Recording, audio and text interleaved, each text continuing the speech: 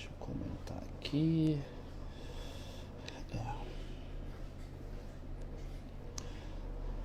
Gestão.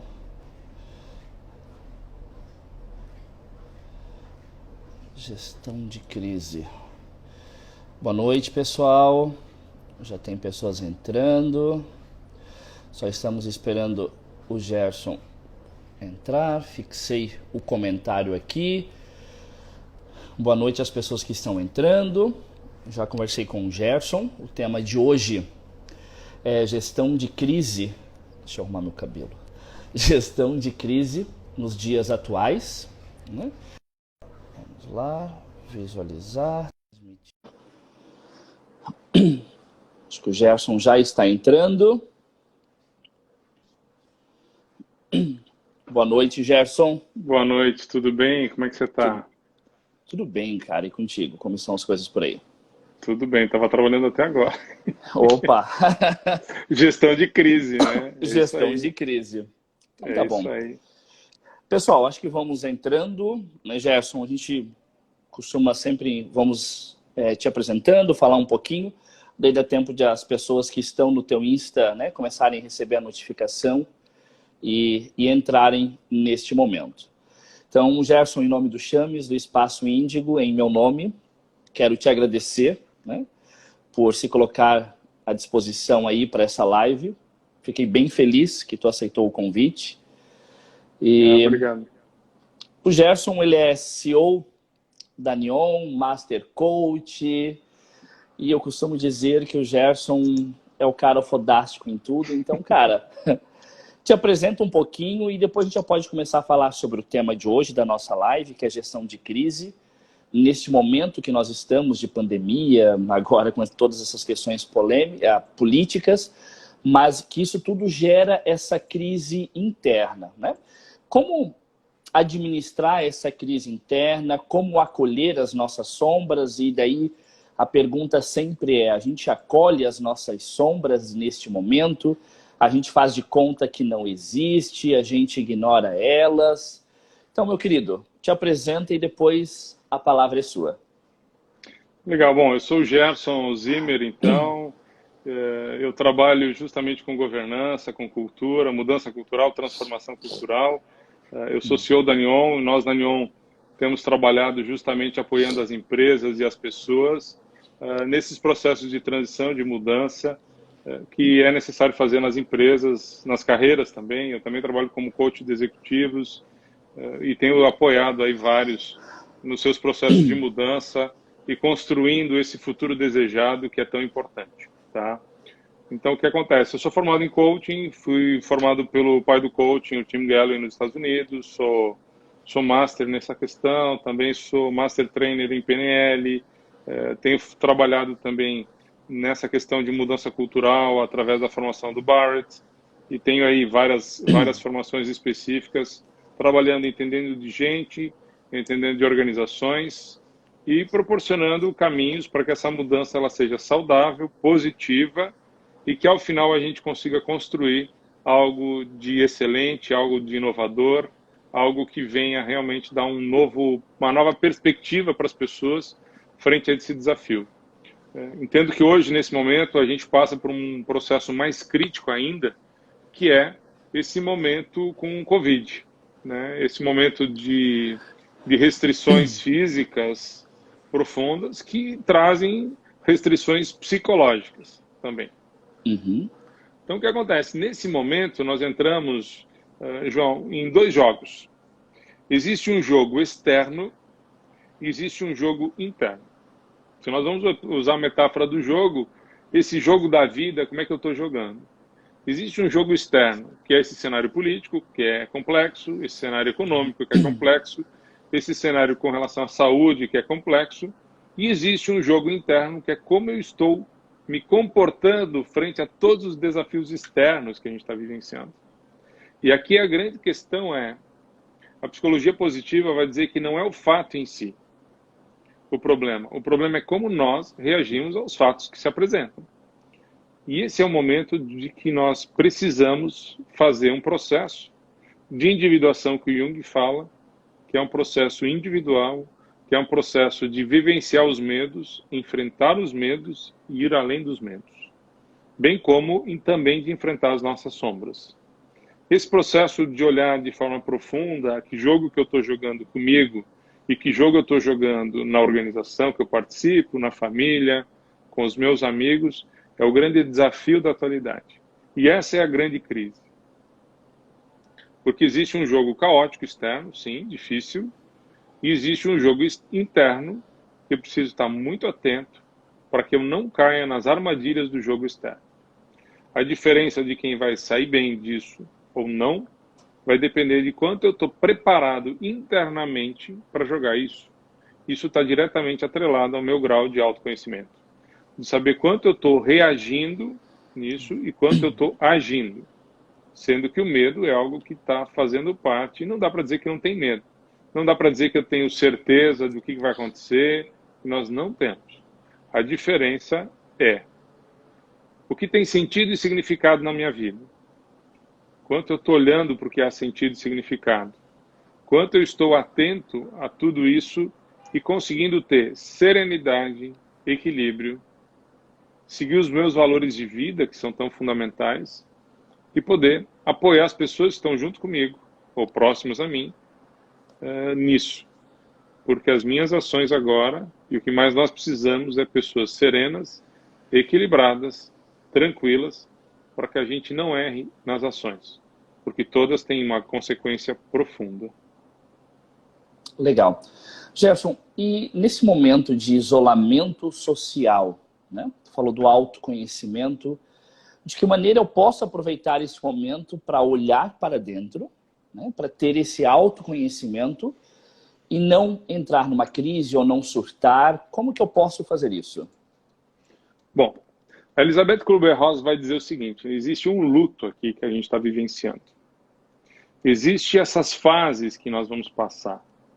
E é importante estarmos atentos. A primeira fase que todos nós passamos é dizer o seguinte: esse Covid, isso aí acho que não vai chegar aqui. A gente entrou numa negação do problema. Depois da negação, nós entramos numa raiva.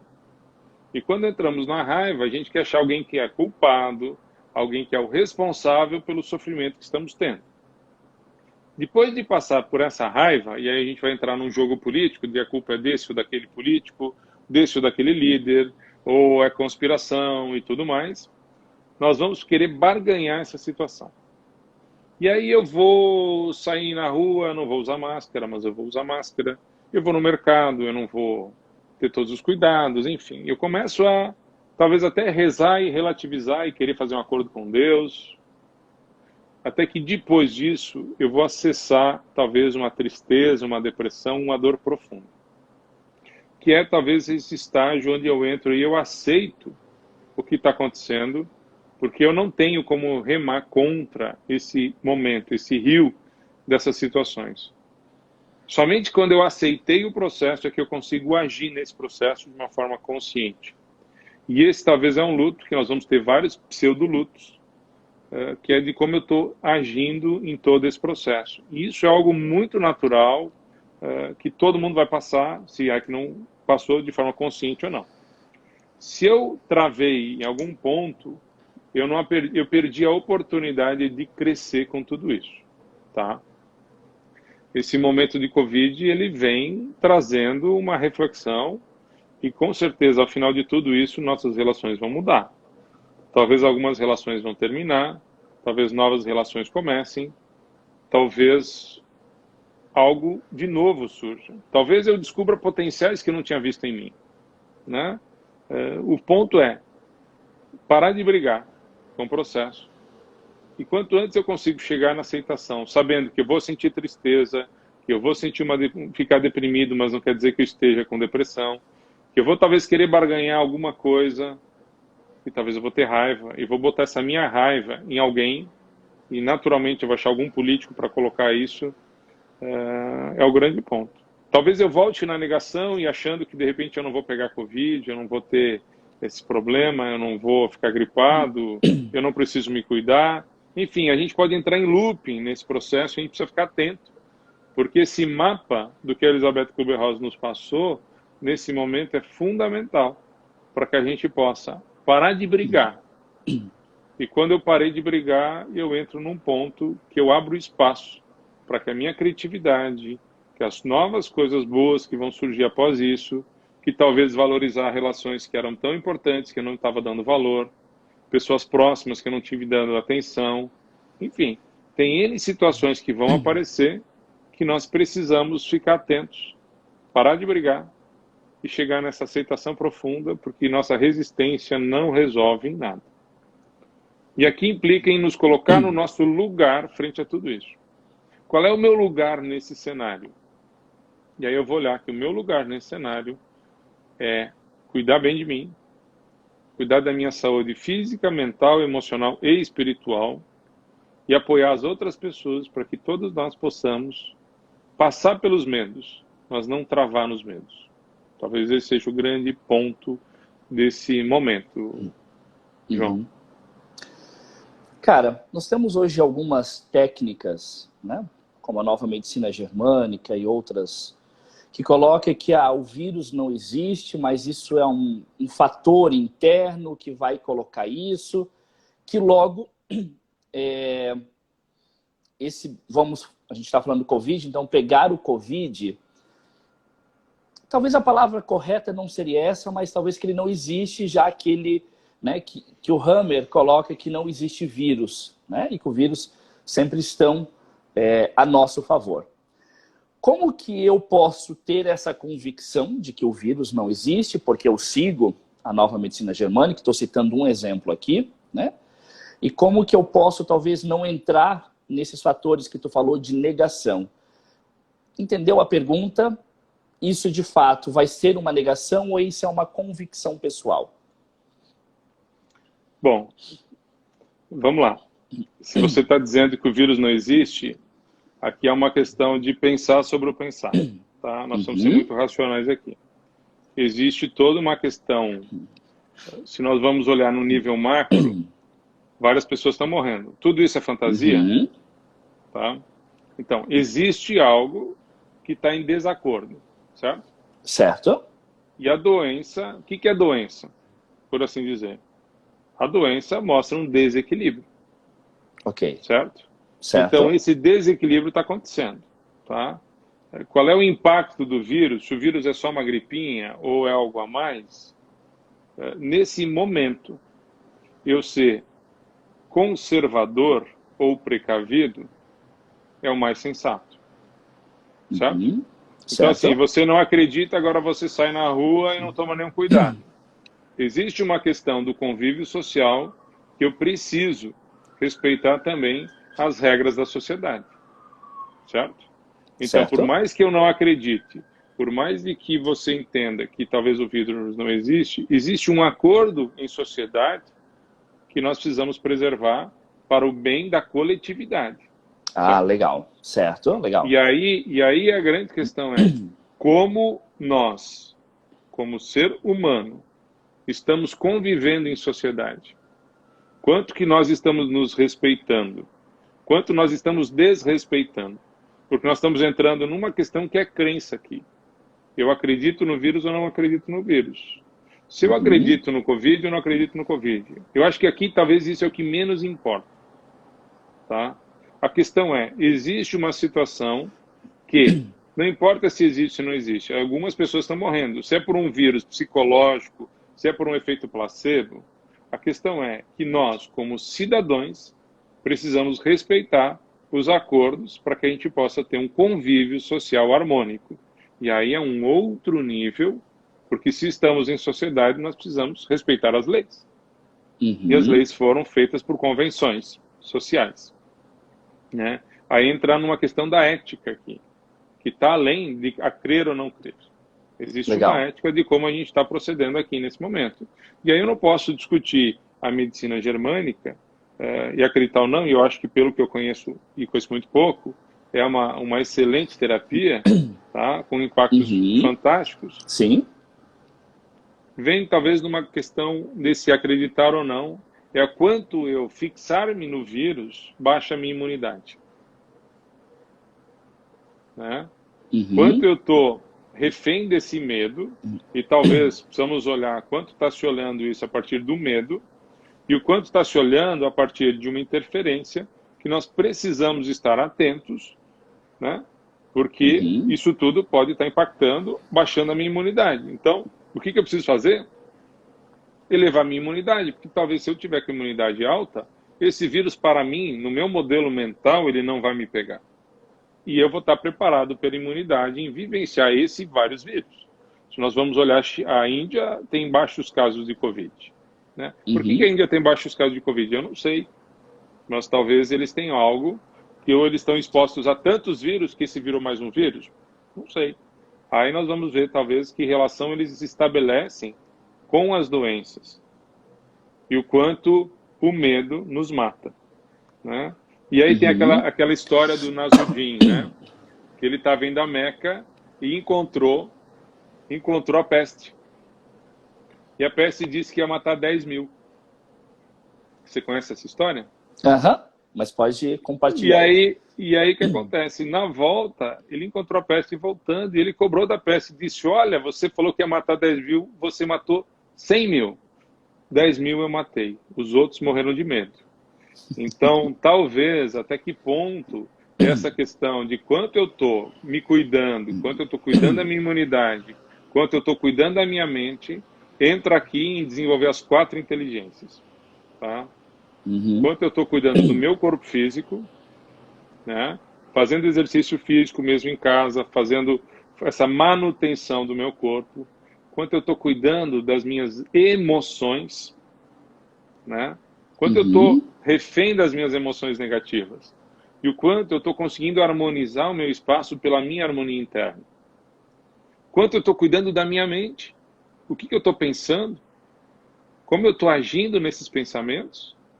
E outra coisa, cuidar da minha inteligência espiritual, que é muito mais do que religião. É justamente o que me conecta no nível mais profundo de servir à humanidade e ao planeta. E aqui é encontrar um sentido para a vida. E eu tenho certeza que quem encontra um sentido na vida vai sair melhor de tudo isso. Quem está em dúvida do seu sentido, talvez seja uma boa oportunidade de encontrar esse propósito, né? E aí eu posso te contar por ter participado ontem mesmo com um grupo de médicos, né, da Sociedade Brasileira de Anestesia, onde nesse grupo, que a gente estava tratando justamente desses assuntos, uma médica que estava com Covid, estava participando à distância. E ela está bem, está recuperada agora essa semana.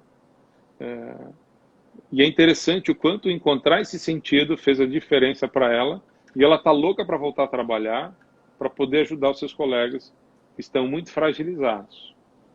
Entendo que nesse momento, quem consegue ter esse sentido mais claro, vai passar melhor por essas dificuldades que envolvem esse momento, que é um momento crítico, que é um momento de um caos social, um caos político, e nós estamos sendo colocados à prova, para ver quanto nós estamos tendo esse equilíbrio interno de trazer serenidade, harmonia, confiança, fé e principalmente amor. E esse amor, numa palavra mais simples, seria compaixão. Compaixão às pessoas que estão desesperadas, compaixão às pessoas que estão passando dificuldades e principalmente fazer o que devemos fazer. Tem muitas coisas, talvez, que nós deveríamos ter feito antes, que a crise nos permite um momento de reflexão e separar algumas coisas e fazer o que deve ser feito nesse momento. Tá, Neto? Então, assim, uma prévia seria isso. Eu não entraria no mérito se o vírus existe ou não existe. Talvez ele nos traz uma oportunidade muito grande de melhorar nossa qualidade humana, que é talvez o que nós precisamos olhar agora. E eu sei que muitos estão dizendo que o vírus não existe, que foi fabricado. Isso, na verdade, hoje, pouco importa. A questão é, nós estamos passando uma experiência única, que pode ser vista como negativa, mas pode ser uma oportunidade. Se nós aprendermos o que temos para aprender, transformar essa crise, em algo que nos fortaleça. Esse talvez é o nosso convite de um fortalecimento interno, porque o soldado sabe quanto ele é bom ou não é no campo de batalha, não é no treinamento. E nós estamos num campo de batalha coletivo, e precisamos nos unir como humanidade para o bem do coletivo. Legal. Gerson, tu falou algumas vezes sobre, né, o ter o sentido. Qual é o sentido da minha vida? Podemos entender que as pessoas que talvez não entenderam, não encontraram ainda o sentido da sua vida, são pessoas mais propícias a entrar nessa crise neste momento? São, porque você começa nesse momento a questionar tudo. E esse é um processo que o Jung chamou de individuação, tá? É quando nós vivenciamos os nossos medos, tá? Então, se nós olharmos essa inteligência espiritual, ela está baseada em 3 pontos, que é escutar essa voz interna do que faz sentido para nós. E isso tem a ver com a nossa vocação, com o nosso talento que temos, que muitas vezes não estamos atentos e conectados. Então, assim, eu tive contato com alguns empresários que disseram o seguinte: olha, na verdade eu não estava mais a fim de seguir. Alguns quiseram desistir. Alguns colaboradores disseram o seguinte: não, eu aproveito para ser demitido para mudar de trabalho, porque não estava legal antes já. Entendeu? Então, esse momento da individuação, os medos são colocados à prova, e eu já vou voltar nisso. Mas dentro desse sentido, a integridade nossa é o que está sendo posta à prova. É quando eu vou para o mercado, se eu estou comprando em excesso ou não, o quanto eu estou sendo íntegro e pensando em mim e pensando no outro. E aí, o quanto eu estou seguindo os meus valores fundamentais de preservação da vida, do bem coletivo, do amor ao próximo, da compaixão. O quanto essa integridade de valores superiores que estão presentes em todas as tradições fazem parte. Porque nesse momento de caos social que alguns lugares estão vivenciando, a vida, o direito à vida é posto à prova. E encontrar esse sentido de contribuição que cada um possa dar é fundamental. Aonde eu posso contribuir de forma que a minha vida vale a pena nesse momento? Fazer com que a minha vida vale a pena. Porque eu posso impactar uma pessoa, 2. Talvez as pessoas que estão próximas de mim. E isso tem a ver com desenvolver uma inteligência espiritual que está muito além de uma inteligência religiosa, né? Que é encontrar essa integridade interna, encontrar um sentido e encontrar essa voz, essa expressão que se dá através do meu talento. E aí, se nós olharmos, nós estamos vendo vários exemplos na nossa reunião, na nossa região, muito ricos, de pessoas se solidarizando, de empresários apoiando, e eu acho lindo porque isso mostra o quanto estamos pensando no bem comum. Quanto empregados e empregadores estão sentando e conversando para encontrar caminhos frente às dificuldades, né? E principalmente, quanto precisamos de amor nesse momento, né? E aí eu colocando as figuras das lideranças, numa maneira geral, e a liderança ela é muito solitária, e eles são condutores da crise, e as suas decisões impactam em todos os grupos, quanto que os líderes estão tendo discernimento, sabedoria, para tomar as melhores decisões, e quanto que nós precisamos dar amor a esses líderes, para que eles tenham um bom senso, para tomar as melhores escolhas, porque essas escolhas impactam em nós. E não quero entrar aqui em searas políticas, não nos cabe a isso, mas eu vejo que a liderança é um local muito solitário. E nós precisamos dar muito amor aos líderes, aos empregados, aos empresários, aos gestores, e também a todos aqueles que estão passando por momentos de desligamento, porque é muito difícil, é muito duro. E tomar essas decisões, elas não são fáceis, porque elas têm impacto. Eu vi vídeo aqui na região de empresários se emocionando, entendo que pedir para o pessoal ficar em casa nesse momento. Então, assim, é um momento de caos, de dificuldade, mas que o nosso centramento e a nossa união vai fazer a gente voltar rápido ao estado melhor do que estávamos anteriormente. Porque o engajamento, a força do coletivo vai ser maior, tá? Eu queria trazer uma reflexão aqui. Tem 3 grandes crenças que vinculadas a níveis de consciência que o Barrett coloca, que nós estamos sendo postos à prova agora, tá? Essas 3 grandes crenças que vão estar pegando nós agora, e nós vamos estar atentos a ela, eu não tenho o suficiente. Essa é a primeira crença que vem. A pessoa que acha que não tem o suficiente foi aquela que foi e fez uma grande compra no mercado e estocou papel higiênico para uns 3 anos. Né? Aconteceu? A gente Sim, viu sim. várias coisas disso. Né? Eu não sou amado o suficiente. E aí vem uma carência profunda de não ter contato com as pessoas, de não ter o abraço, não ter o foco. Essa crença ela está ativada. E a outra crença que vem aqui é eu não sou o suficiente. Então esse momento de checagem, olhar onde essas crenças que me impedem a ser um comigo mesmo, que eu ainda estou vinculado a uma fase da minha vida onde que houveram situações, fatos, eventos que me limitaram e que estão ativos agora, mas isso aconteceu lá na infância. Mas que agora retoma e você olha as pessoas regredindo a situações, a fatos anteriores e não estando centradas e presentes nesse momento como deveriam, tá? Então eu sinto que esse é um momento realmente que essas crenças estão ativadas. Eu tenho falado muito nisso, inclusive para uma turma de pós que eu tive fazendo à distância, nós falamos sobre isso, né? A turma da pós da Transpessoal em São Paulo, que a gente esteve dando agora, a gente trabalhou com eles para ver aonde a minha consciência está. A minha consciência está no nível de sobrevivência? Então, se eu estou lá, essa fase do 0 aos 2, 3 anos, algum fato que talvez faltou, faz com que eu acredite que eu não vou ter o suficiente, que eu não vou conseguir passar por isso. E é o medo de morrer de fome, é o medo de não ter dinheiro, é o medo de que vai faltar nesse nível da comida, da casa, do dinheiro. O medo de não ser amado, ele vai aí dos 3 a 8, 9 anos, situações onde faltou aquele amor de pai, de mãe, ou da família desse núcleo primeiro, onde eu não me sinto apoiado o suficiente, tá? E isso vai com que eu entre nas minhas relações num nível de carência maior, tá?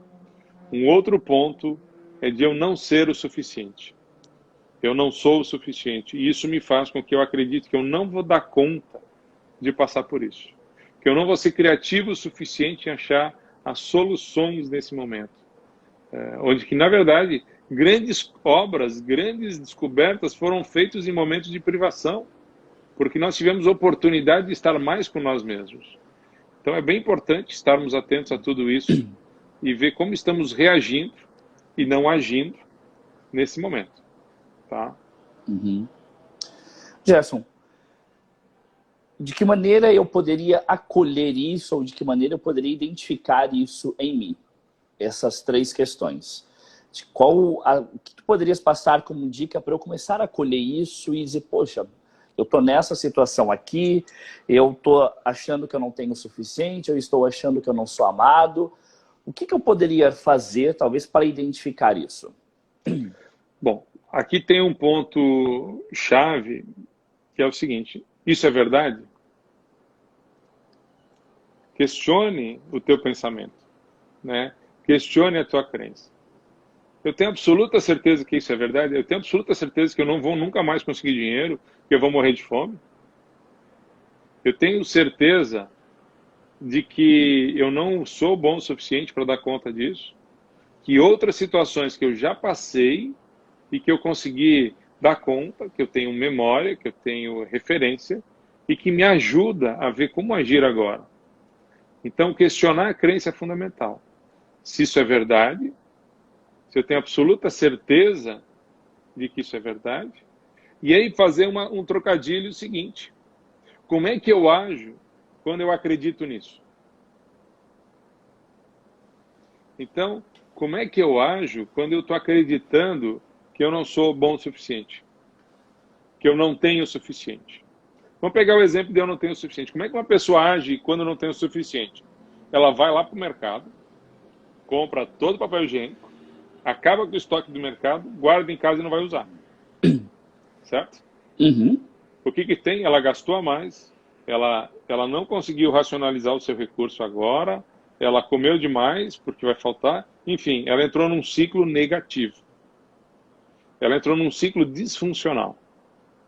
Agora, como é que ela age quando ela não acredita nisso? Quando ela acredita que ela vai ter o suficiente. ela vai comprar o que ela precisa. Porque ela não precisa entrar nesse medo. Naturalmente, cada um compra o que precisa e o mercado consegue se reabastecer e o sistema vai fluir perfeitamente. Então, há uma questão aqui de questionar as nossas crenças nesses três níveis: do amor, da sobrevivência e da nossa competência. Tá? Uhum. Como é que eu ajo quando eu acredito que eu tenho condições de sair disso e ser mais criativo? Eu busco soluções. Como é que eu ajo quando eu não acredito que eu tenho soluções? A pessoa trava. E aí, é importante pensar aqui que o pensar dessa forma leva a um movimento reptiliano do nosso cérebro. A teoria do cérebro trino coloca justamente que existe um reptiliano, um límbico e um neocórtex. Né? Uhum. A última Uhum. fase de desenvolvido, que é o pensar. Tem o emocional e o anterior é a sobrevivência. E nesse nível do reptiliano, são três comportamentos. É lutar, fugir, e a terceira? Qual que é a terceira? Pois é. Qual é a terceira? Se fingir de morto. A terceira é congelar. A terceira é travar. E nesse momento, muitas pessoas estão travadas. Porque elas não estão conseguindo usar a capacidade humana, que é refletir, pensar sobre o que eu estou pensando, se isso é verdade, se não é. E aí, a capacidade do ser humano, que é amar, desaparece. E aí nós entramos em movimentos de luta, de fuga ou de congelamento, que nos deixa travados, sem ação e sem construir os próximos passos para que a gente saia melhor disso. Então, esse momento de parada, de reflexão, vai nos dar a condição de dar o melhor de cada um de nós. A pergunta é, eu estou nesse momento dando a minha melhor versão? E aí as pessoas que estão nos escutando aqui, nos assistindo, nós estamos conseguindo dar a nossa melhor versão? Eu estou conseguindo manifestar todo o amor que eu tenho em mim? E se eu não estou conseguindo fazer isso, eu não estou trazendo o meu lado humano. Eu estou trazendo sim o meu lado animal, mas não humano. Esse animal que pensa, que raciocina, que sente amor e que consegue manifestar. Isso tem a ver com estar vivenciando em níveis de ego, em níveis de carência, em níveis de falta, que o momento nos induz a isso. Mas é justamente esse o nosso desafio. Irmos além disso. Se você for olhar todas as pessoas de sucesso, nesses momentos eles conseguiram ir além. E esse é o nosso convite. Ir além. Não ficar parado ou travado na situação que ela nos leva. E esse medo que vem, que é natural, que é o momento que nós vamos sentir medo, é olhar o medo como algo que vai me dar o cuidado para sair na rua, o cuidado da exposição, o cuidado de ir no supermercado, o cuidado no contato, mas não o movimento de me travar e sair da vida. Então existem duas grandes decisões. Em favor da vida, e o outro é em favor da morte. Em favor da vida e em favor da morte. São dois movimentos, são duas decisões, em favor da vida ou em direção à morte. Eu estou indo em direção à vida, eu estou indo em direção à morte. E aí, as minhas atitudes estão indo em direção à vida? Ou estão indo em direção à morte? É como eu estou vivenciando a crise. Tem pessoas que não estão refletindo e por não pararem, refletirem, estão em direção à morte, estão em direção à colisão.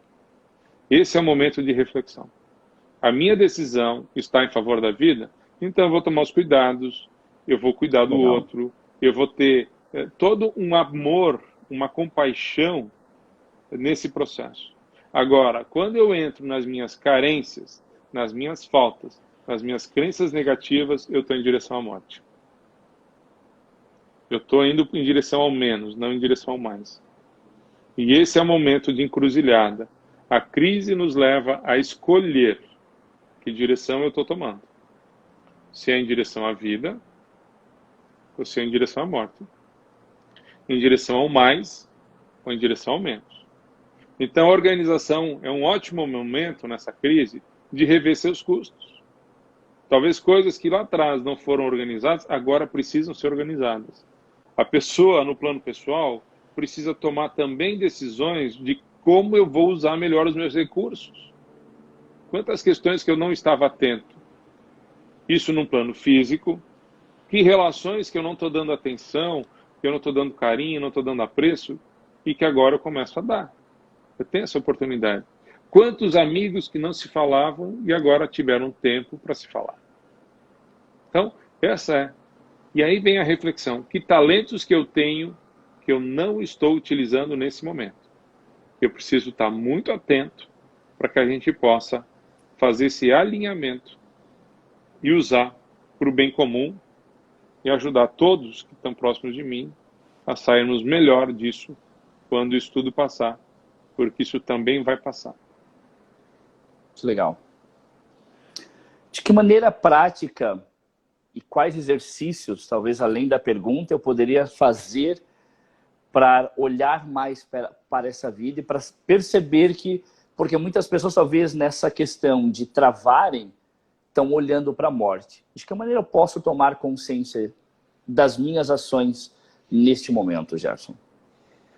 Bom, aqui tem uma coisa que eu preciso cuidar das minhas emoções, preciso cuidar do que eu estou pensando, preciso encontrar esse sentido. E tem um ponto-chave aqui, que é cuidar do corpo. Tá? Se o corpo não estiver bem, o resto não vai funcionar. Né? Uhum. Se eu não cuidar do corpo, fazer algum exercício, fazer algum momento de meditação, ter essas pausas para que eu possa me renovar, beber água, beber uma comida saudável, preparar, ter um momento de isolamento também, de ficar consigo mesmo, para buscar o quê? Buscar o meu equilíbrio, buscar o meu centramento. Então, assim, a chave está, primeiro, cuidar do corpo, tá? Porque se o corpo não está bem, eu não consigo cuidar do meu pensamento, né? Qual é a sede da alma? Onde é que está a tua alma agora? No Você corpo. que é um cara espiritual, está no corpo. E se o corpo não estiver bem, como é que a alma se manifesta? Não vai se manifestar. Não vai se Então, manifestar. assim, primeiro passo, temos que cuidar do nosso corpo. Então, ter uma rotina de exercício, de meditação, de parada, é fundamental. Quando eu não cuido disso, o meu humor instabiliza, não fica estável, e também os meus pensamentos começam a ficar meio frustrado, meio zangado, que não tem como. Nós somos humanos, né? Então, o primeiro passo é esse, cuidar do corpo. Segundo, faça uma reflexão dos teus sentimentos. Faça uma lista. Hoje eu estou sentindo isso. Porque nós precisamos lembrar que nós não somos o sentimento. O sentimento não nos tem. Nós é que temos eles. E aí, existe uma diferença de sentimento e emoção. Tá? Existem as emoções primárias, mas existem as emoções secundárias. Existem os sentimentos, por assim dizer. Muitas vezes, por trás do nosso sentir, está vinculado ao nosso pensar. Na maioria das vezes. E aí, se eu não estiver atento ao que eu estou pensando, o meu sentimento vai ficar perturbado. Né? Então, qual é o meu sentimento com relação a esse momento político? Qual é o teu sentimento? É um sentimento de insegurança. Sim. O que tu pensa sobre os políticos? Eles vão encontrar a melhor alternativa? E aí entra aquela questão. O que eu posso fazer a partir do meu lugar? O que eu posso fazer a partir do lugar que eu estou? E aqui tem a ver com assumir o meu lugar. O que efetivamente eu controlo e o que eu não controlo? E aqui tem duas perguntas. O que eu estou tentando controlar que eu não tenho controle? E o que eu deveria controlar que eu não estou controlando? E nós vamos ver que estamos tentando controlar algo que não está no nosso controle e estamos sofrendo por isso. Muda alguma coisa? Muda? Não muda. Só eu engrosso a fila das vítimas, dos que estão sofrendo por todo esse caos. E quando eu boto a minha energia nisso, eu deixo de fazer e focar a energia onde eu tenho controle, em fazer a lição de casa que eu deveria estar fazendo. Eu estou querendo ocupar um espaço que não é meu e não faço o que me compete. Então, primeiro, o que me compete. O que é da minha responsabilidade aqui. E aí nós precisamos assumir a responsabilidade ao que nos compete. Isso tem a ver com tornar-se adulto, João. E esse momento é um chamado à adultez coletiva. Tá? Coletiva. Porque nós vamos ver que nessa gestão de crise, como eu estou gerindo, os mais resilientes são os com uma maior adultez, um comportamento mais maduro, mais sereno, mais centrado, que tem sabedoria. Não são os desesperados. Eles não estão na raiva. Eles não estão no desespero. Assumir o nosso papel é chave nesse momento. E o nosso papel começa na nossa família, no nosso trabalho, nas decisões que nos competem e fazer o que temos que fazer. Porque é isso que eu posso fazer agora. É isso que eu tenho controle, nada mais. E aí eu preciso ter muita fé, sim, para confiar e achar as saídas, né? Porque eu vou precisar ter muita transpiração, muita criatividade. E essa criatividade vem por testar hipóteses para poder sair. Então, há um convite a sermos mais coerentes e verdadeiros conosco. E assumir o nosso papel é chave nesse instante, como o Chateau está dizendo aqui embaixo, hein? Chateau escreveu isso aqui, eu estava falando aqui, ó. Chateau, grande abraço, hein, Chateau? Saudades. Né? Também é guerreiro aí. Então, assim, acho que esse momento é o momento de assumir o papel que me cabe. Nada mais. Eu não tenho controle de outras coisas. O que eu tenho controle é isso. E tudo começa a ficar mais fácil, né, Gerson? Quando eu assumo o meu papel e faço a minha parte, né? Sim, é que aqui entra numa questão sistêmica, tá? Quando eu estou no movimento de exclusão das pessoas, eu estou ferindo a primeira lei, que é a exclusão. A primeira lei sistêmica é a inclusão. Todos pertencem ao sistema, todos pertencem à sociedade. Então, assim, enquanto eu consigo incluir as pessoas e cuidar a partir do meu lugar do outro, esse é um chamado nesse momento. E talvez o meu cuidado é eu ser consciente das minhas aquisições, consciente de quanto eu estou travando a economia e também não estou gastando nada, ou quanto que eu estou gastando demais. Então, assim, enquanto eu estou ajudando a movimentar a economia, que vai precisar ser movimentada. Quando eu estou fazendo uma compra consciente, que talvez eu estou comprando um produto próximo à nossa região, produzido aqui, para incentivar o comércio local. Né? Essa é uma questão. Quanto que eu estou assumindo o meu lugar? E essa é a segunda lei, a ordem. Eu estou agindo a partir do meu lugar? Qual é o meu lugar? Então, não importa se eu acredito ou não acredito em Covid. Quando eu estou em convívio em sociedade, eu preciso estar tomando os cuidados que a sociedade me exige. E não estamos entrando na crença aqui. Estamos assumindo o lugar como cidadãos que somos. E o terceiro, o que eu estou dando, o que eu estou recebendo. Né? Esse é um momento de trabalho de nós precisarmos dar talvez um pouco a mais para conseguir restabelecer o equilíbrio. Então todos vão precisar dar um pouquinho a mais. Eu estou trabalhando mais do que antes. Né? Estou ganhando menos. Isso quer dizer que está ruim? Não. Quer dizer que eu estou fazendo o que eu consigo fazer agora. E fazendo principalmente no sentido de servir, e é um sentido desinteressado, né? De poder apoiar as pessoas que procuram. E como a gente trabalha com pessoas, tu bem sabe, quanto é importante a gente estar sereno, apoiar, estar tranquilo, e ser esse porto seguro de uma voz de esperança que apoia as pessoas a seguirmos em frente, né? Eu pessoalmente sou um otimista incansável, tá? E eu acredito que quando isso tudo passar, eu entendo que logo, logo a gente vai ter recuperar muita coisa. Se nós olharmos os períodos de pós-guerra, foram grandes mudanças e positivas. Muita coisa se construiu. E nós estamos com uma guerra de um inimigo oculto, que é o Covid, né? E isso precisa ser um ponto de nos unir, nos fortalecer, para que a gente possa sair mais forte e ocupar o espaço. Né? Também aqui tem um momento de muito espaço aberto, novas oportunidades. surgindo e um momento de ocupar o nosso espaço para que a gente possa, em sociedade, fazer diferença e dar o nosso melhor. E esse melhor já começou, né, Gerson? Estava olhando outro dia os números, como reduziu bastante a poluição, a camada de ozônio recuperou uma grande parte, foi o canal de Veneza, então a gente está com muitos números já positivos nisso, né? E eu queria fazer uma pergunta que a Mônica colocou aqui, que aprendizados a humanidade pode ter a partir do Covid-19? Eu acho que talvez o grande aprendizado é que nós não estamos sozinhos, né? Todos nós estamos conectados. Uhum. E entender talvez essa grande conexão que nos une, por essa teia invisível, é ver quanto nós somos interdependentes. E aí talvez há uma questão das escalas, né? A criança ela é dependente, tá? A criança é dependente. Quando nós entramos na adolescência, nós nos achamos independentes, tá? Mas quando nós nos tornamos adultos, nós percebemos a interdependência entre nós. E aí eu iria além, eu iria colocar além da interdependência a transdependência.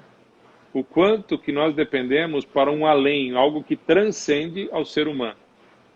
Quanto essa relação com a natureza, nós percebemos a nossa fragilidade, que somos, né? Uhum.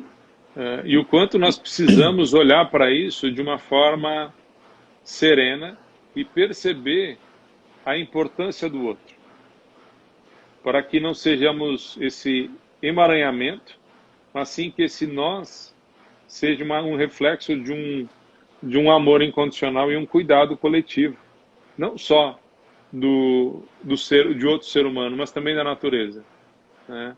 E eu entendo que esse momento de parada e de reflexão faz com que a gente possa efetivamente buscar esse ir além e perceber a interconexão que temos e quanto um interfere no outro. Desde a compra que eu faço no mercado, né? Desde o agir na rua com ou sem máscara. Apesar da máscara ser altamente desconfortável, eu fui caminhar hoje de manhã, a máscara estava horrível, mas eu procurei respeitar o acordo coletivo pelas sanções que nos foram impostas. Então, quanto que eu estou agindo de forma interdependente e apoiando. Esse momento, que é um momento de privação, nos mostra isso, né? A necessidade de irmos além e, principalmente, perceber que somos parte de um sistema maior, né? O Campbell já colocava, né? Nós fazemos parte dessa grande teia, né? Nós não somos um ser isolado. Sempre que nós nos vimos como um ser isolado, nós entramos numa adolescência, para não dizer uma aborrecência, e esse não perceber a inter-relação que temos é algo imaturo, é algo infantil, e é algo de uma fase da adolescência que faz parte.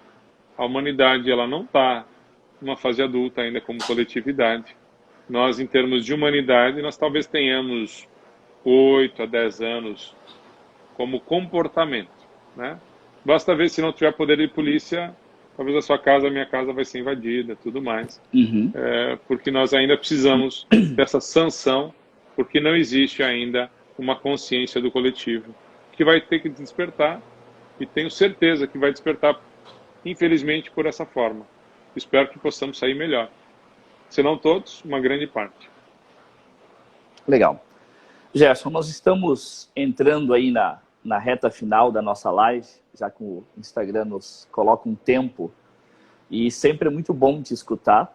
A gente percebe, eu estou lendo os comentários aqui, de todas as pessoas colocando o quanto é bom te escutar, muitas que estavam com saudades de te escutar.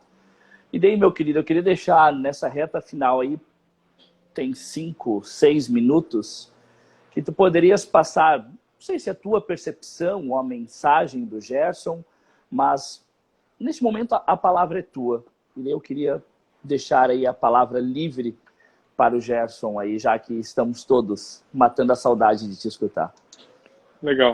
Bom, o Richard Barrett fala que a chave da transformação está na compreensão dos valores e na mudança das crenças, né? Esse é o momento de nos alinharmos aos valores. Opa, acho que caiu ali, deu uma travada. Travou? Travou. Vamos lá, Tá. voltou. Eu tô te escutando. Eu entendo que nesse momento a chave da transformação que estamos passando é fazer o alinhamento com os nossos valores mais profundos. O que de fato eu valorizo? O que de fato eu tenho valor? E também na mudança das crenças limitantes, que muitas vezes elas nos prendem a velhos padrões, a velhos comportamentos obsoletos que não cabem mais. Então, isso quem disse não sou eu, é o Richard Barrett, mas que entender o que eu valorizo, vivenciar a partir do que eu valorizo e ter os meus valores como tomada de decisão é o convite nesse momento, né? Porque isso só acontece com pessoas autocentradas, equilibradas emocionalmente e que tenham autoconhecimento, tá? Mudar as crenças é também o convite para que a gente possa ver que padrões existem lá no fundo, nos prendendo, nos limitando, para que a gente possa efetivamente sermos seres humanos melhores. E acho que esse é o grande convite que a gente está passando e podemos aproveitar isso coletivamente para despertar o melhor e não o pior de cada um. Talvez nem todos vão conseguir mostrar o seu melhor. Nos resta aí, nesse caso, termos uma profunda compaixão e termos uma equanimidade de nos colocar no nosso lugar e talvez baixar o grau de julgamento que vem naturalmente. Porque o julgamento me prende às situações. Quando eu consigo ser o observador da causa, eu consigo agir a partir de um outro lugar e aí sim estar livre para tomar as melhores decisões, lembrando que o outro lado da moeda da liberdade é a responsabilidade. E essa responsabilidade que nos chama esse momento. Sermos responsáveis e livres. Livres de darmos o nosso melhor e responsáveis pelas consequências quando estamos dando o nosso melhor. Tá bom? Muito obrigado.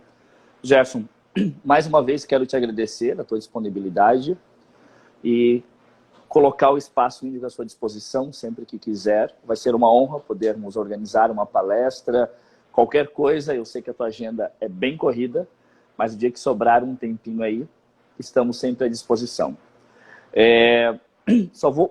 A gente vai disponibilizar isso no canal, no YouTube, no canal do Espaço Índigo. Então, as pessoas que quiserem rever essa palestra, a partir de amanhã, já está lá no canal do YouTube e ela permanece aqui 24 horas aqui no Instagram. Legal, obrigado aí pelo convite, né, João Neto? A gente está à disposição aí, sempre que tiver participar e apoiar. Dá uma pausa. E aí eu fico à disposição aí. Lembrando que a agenda é um pouquinho complicado mesmo, né? Mas está no nosso propósito poder contribuir, né? E apoiar as pessoas nos seus processos de mudança para que isso seja uma constante para a gente construir um mundo melhor, tá bom? Um abraço a todos e até a próxima. Até a próxima, Gerson. Um abraço.